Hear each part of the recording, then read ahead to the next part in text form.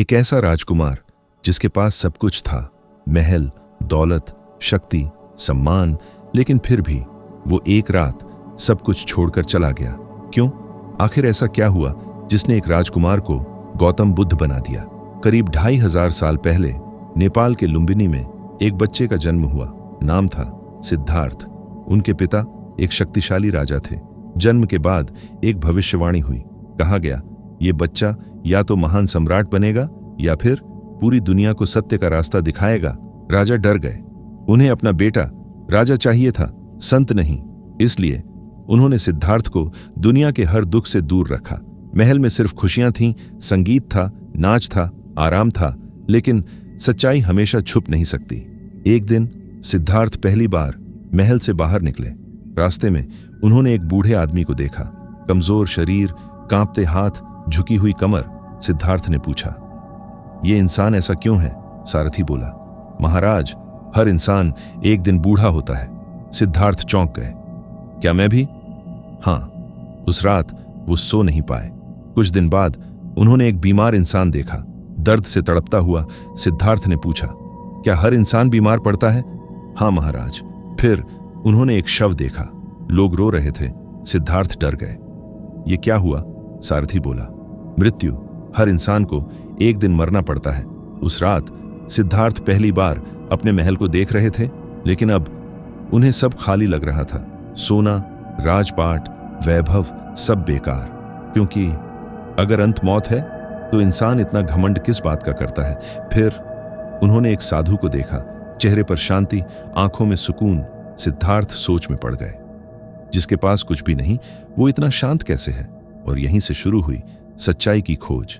एक रात पूरा महल सो रहा था। पत्नी सो रही थी, उनका छोटा बेटा भी।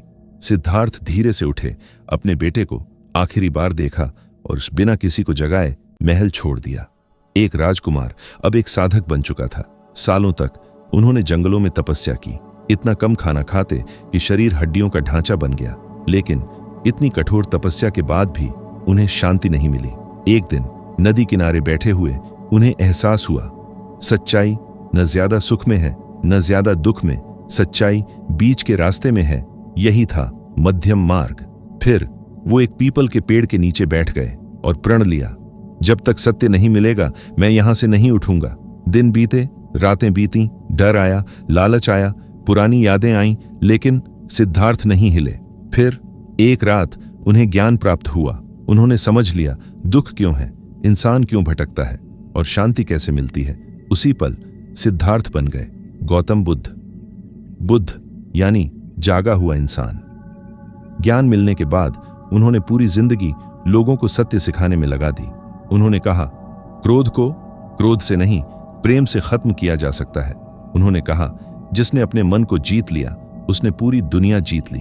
धीरे धीरे राजा, गरीब, यहां तक कि डाकू भी उनके शिष्य बनने लगे, क्योंकि बुद्ध लोगों से लड़ते नहीं थे, वो उनके अंदर का अंधेरा मिटाते थे। सबसे खास बात, बुद्ध ने कभी खुद को भगवान नहीं कहा। उन्होंने सिर्फ इतना कहा, मैं जाग चुका हूं, तुम भी जाग सकते हो। 80 साल की उम्र में जब उनका अंतिम समय आया, उनके शिष्य रोने लगे। तब बुद्ध मुस्कुराए और बोले, अपना दीपक खुद बनो। और फिर उन्होंने शांत होकर अपनी आंखें बंद कर लीं। लेकिन आज 2500 साल बाद भी गौतम बुद्ध जिंदा हैं, मंदिरों में नहीं, लोगों की सोच में। क्योंकि उन्होंने सिखाया, सच्ची शांति बाहर नहीं, हमारे अंदर होती है। जिस इंसान ने पूरी दुनिया छोड़ दी, आज पूरी दुनिया उसी के आगे सिर झुकाती है। गौतम बुद्ध ने राज नहीं जीता, उन्होंने इंसान का मन जीत लिया।